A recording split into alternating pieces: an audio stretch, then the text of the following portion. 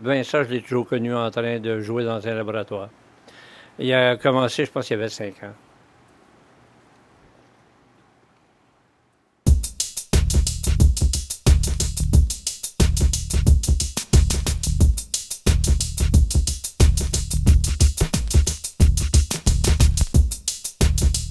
Donc, je me présente, Vincent Leblanc, je suis agronome de formation, puis j'ai fondé Violon et Champignons en 2010. Ici, ce qu'on fait chez Violon et Champignons, on a le laboratoire qui est ici, qu'on produit du mycélium, qui est la racine du champignon. On a aussi les champignonnières, qu'on produit du champignon frais. Je cueille aussi du champignon sauvage, que je vends au marché à Val-David. Je fais beaucoup de développement dans tous les systèmes aquaponie, récupération des eaux grises, ça depuis à peu près 4 ans. C'est un peu plus récent. La polyculture, j'offre aussi beaucoup de formations. Donc, formation culture champignons, aquaponie. C'est vraiment dans l'idée de démocratiser tout ça. Je suis un peu inquiet hein, quand on regarde ça, le futur, les océans sont en train de les vider. Puis finalement, on vit un peu comme au-dessus toujours de nos moyens. Hein. On récolte pas qu'est-ce qu'on sème, on récolte la nature. C'est le cas de la foresterie, dans le fond. Fait qu'il y a beaucoup de points comme ça qui font en sorte que je trouve qu'il y a de l'insécurité, là. Insécurité alimentaire aussi, tout dépend de l'énergie. Hein. Donc, c'est pour ça aussi ma maîtrise, je l'ai faite par rapport aux bioénergies. Donc, c'est un aspect que je trouvais vraiment intéressant, là, qui va vraiment modeler le visage de l'agriculture pour les prochaines décennies. Je pense que la première des choses pour justement là, avoir peut-être des entreprises plus vertes, c'est de plutôt voir les déchets comme des ressources. Ça, je pense, dans un premier temps, là, si on arrivait à ça un jour, déjà là, on va avoir fait un grand pas pour l'humanité. Puis c'est pas pour la planète, hein, c'est vraiment pour l'humanité, selon moi. Parce que la planète, je pense qu'elle va se porter mieux si l'humain n'est plus là, pratiquement.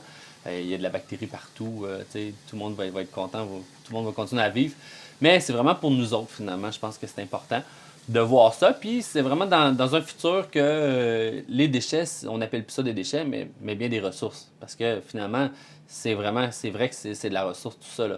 Fait qu'en regardant les villes qui rejettent encore du phosphore après avoir fait un traitement des eaux usées, ben pour moi, ça n'a pas de sens. Puis j'ai même des livres qui parlent de ça, qu'on n'aura pas le choix là, en 2050 de vraiment utiliser toutes les eaux usées des villes pour arriver à produire de la nourriture. C'est le cas de bien des endroits dans le monde. Hein. Moi, ce que j'en reviens pas, c'est que j'ai fait beaucoup de projets à l'étranger, au Pérou, dans l'Amazonie, puis justement, eux utilisaient du lisier porcin pour produire du poisson. Fait que on voit des projets comme ça, il y en a, ça commence à naître, mais l'obstacle, selon moi, du développement durable, c'est que tous ces projets-là de recherche, il y a toujours des contrats de confidentialité. Hein? Quand tu fais de la recherche, moi-même, j'avais pas le droit de divulguer quand je faisais ma maîtrise. Ça fait en sorte que, selon moi, ça bloque. Parce que ce qui fait que ça avance, c'est quand il y a du partage. Hein? On sait qu'un tel a fait telle erreur, telle erreur, telle erreur, fait qu'on ne refait pas les erreurs, puis on y va directement à la bonne recette pour que ça fonctionne. On change la recette, on améliore tout ça, et on va de l'avant, puis on grandit plus vite quand on est capable de partager puis de travailler ensemble. Puis actuellement, c'est ça que je sens. Je sens qu'il y a un réseautage qui se crée.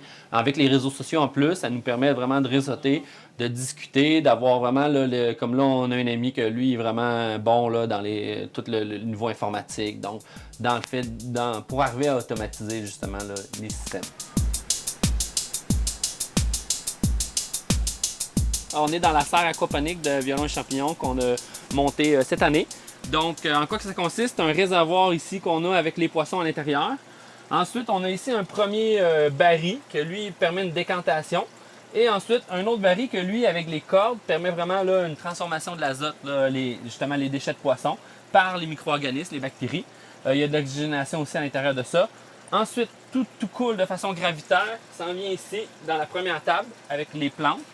Ensuite, on a une deuxième et une troisième table. La troisième, c'est en radeau qu'on appelle. Là. C'est des styrofoams qui flottent. On expérimente ça. C'est ma première fois que je travaille avec ça. Ça ici, la compagnie avec les billes d'argile ici. Hein. Il n'y a pas de terre, c'est vraiment des billes. Ça fait à peu près 4 ans là, que je travaille là-dessus là, dans mon ancienne maison qui était avant à Québec.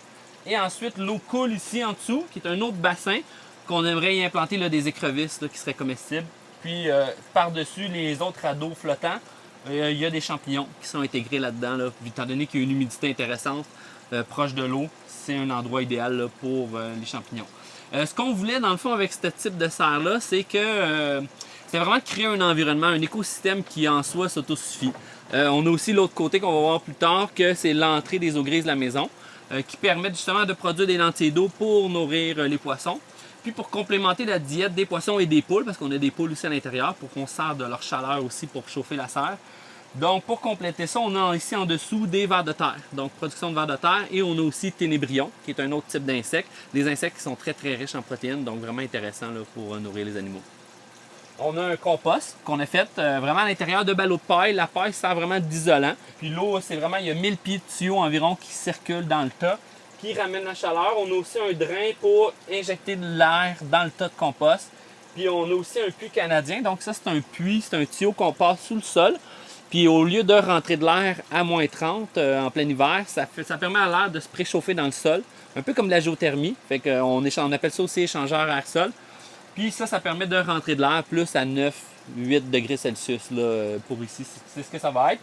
On veut faire un échangeur d'air comme il y a dans les maisons, mais vraiment récupérer la chaleur aussi de l'air du compost, puis avec la nouvelle air qui arrive sec du puits canadien qui est préchauffé. Fait que vraiment rejeter l'humidité de la serre à l'extérieur, parce que l'humidité, c'est vraiment la problématique pour le chauffage.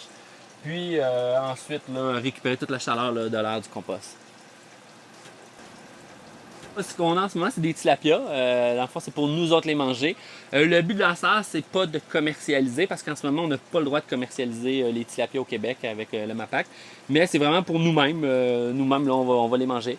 Oui, mais on n'est pas pressé. Là. En ce moment, c'est vraiment pour fertiliser là, nos plantes. Fait que quand ils vont être vraiment matures, on va manquer d'espace peut-être pour eux. Là, oui, on va commencer à penser là, de commencer à se nourrir avec les poissons. Les animaux à l'entrée sont dans une boîte. Hein? On n'a pas encore complètement terminé la boîte. On aimerait aussi intégrer des cailles pour avoir des œufs supplémentaires. Puis on a les poules en ce moment. Puis là, étant donné que c'est les déjections de poules, tout ça dégage de l'ammoniac. L'ammoniac gazeux n'est pas bon pour les feuilles de tomates. Donc, on tire l'air à l'intérieur de cet habitacle-là pour créer une pression négative pour que l'air entre dans la boîte. Et ça ressort par un tuyau qui injecte la chaleur dans le sol. Puis dans le sol, il y a un tuyau qui serpentine sous la serre, qui ressort ici à l'autre extrémité, puis il est perforé, ce qui va permettre de condenser l'humidité. Et aussi, les bactéries du sol vont dégrader l'ammoniac gazeux pour pas qu'il y ait d'ammoniac dans l'air pour que ça soit néfaste pour les plantes. Ce qu'on visait, nous autres, c'est des plantes de chaleur, là, vraiment pour avoir des légumes là, à l'année. Fait qu'on a des concombres ici, on a des tomates qui s'en viennent, des toutes petites tomates. On a basilic. Basilic fonctionne vraiment super bien là, en aquaponie. Ce qui est intéressant de l'aquaponie, c'est qu'étant donné que c'est toujours dans l'eau, hein, on n'a pas besoin d'arroser. C'est vraiment ça qui est intéressant. Fait que ça fait en sorte que les fleurs chez les basilics ou certaines plantes qui fleurissent rapidement est retardée. La floraison est retardée. Donc c'est vraiment un avantage, là, moi je trouve, de l'aquaponie. Il y a aussi le fait qu'on n'a pas besoin de désherber. Hein, dans des boules d'argile, il n'y a pas de mauvaises herbes qui poussent. Donc c'est vraiment intéressant. On fait aussi des laitues, on a des fèves, on a plusieurs plantes là, assez diversifiées, là, toujours dans l'esprit de se nourrir à partir de ça. C'est vraiment ça qu'on veut, c'est de créer un écosystème qui permet de s'autosuffire là, finalement là, avec nos rejets, puis de pouvoir là, se nourrir là, même sa propre serre là, proche de la maison. Ce que j'aimerais beaucoup, ce serait qu'un jour, on permette à quelqu'un, une famille, de pouvoir s'acheter une serre un peu comme la mienne, puis de mettre ça sur leur hypothèque et que ça soit démontré, là, qu'au bout de 5 ans, par exemple, ça se paye en nourriture ou même moins.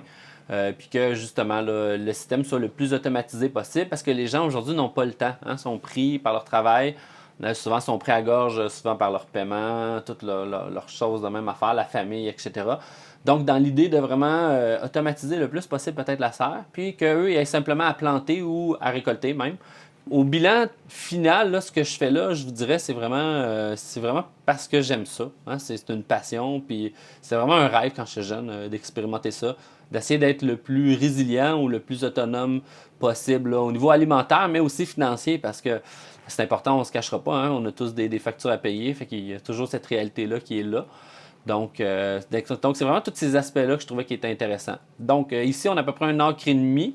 Alors, je me dis, si on réussit avec l'étang nourricier, les aménagements qu'on a faits, les serres, tout ça, réussir à s'autosuffire alimentairement parlant, mais aussi financièrement. Et même, mon objectif, ce serait de créer d'autres emplois. Donc, je pense que ça serait vraiment gagné là, comme objectif. Là, j'arriverais à un but. Ouais, c'est ça, les bleus ici. Économie. Donc, je crois vraiment à la force de la communauté, la force du nombre pour arriver à un changement. Donc, puis en ce moment, vraiment, je sens que ça bouille là, au Québec. Là. Plein de projets qui poussent d'un peu partout.